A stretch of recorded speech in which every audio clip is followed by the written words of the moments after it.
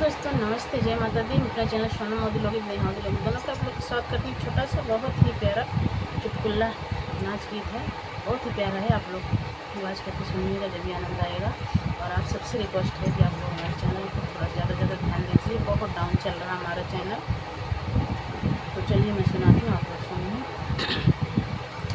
पान खाई गई लो सहारिया में, अरे पान खाई गई लो सहारिया में, रनिया गाड़ी गई लो हमारी नजरिया में, गोरिया गाड़ी गई लो हमारी नजरिया में।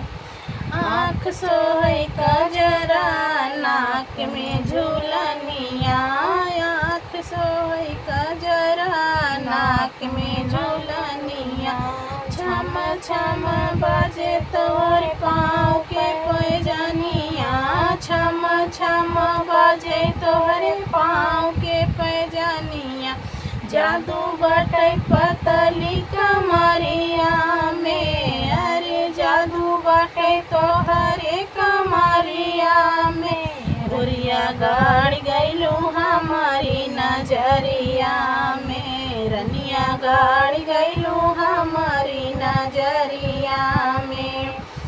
पान खाई गईलू सहरिया में, अरे पान खाई गईलू सहरिया में, रनिया गाड़ी गईलू हमारी नजरिया में, गोरिया गाड़ी गईलू हमारी नजरिया में।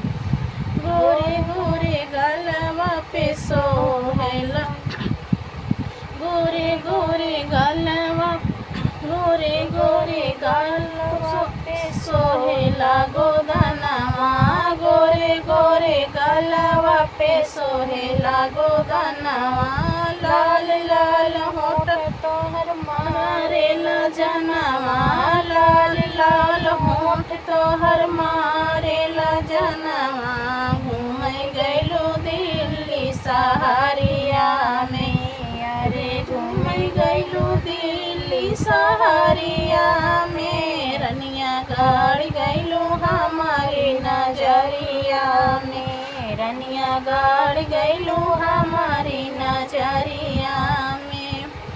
पान खाई गइलो सहरिया में, अरे पान खाई गइलो सहरिया में, गोरिया गाड़ी गइलो हमारी नजरिया में, रनिया गाड़ी गइलो हमारी नजरिया में।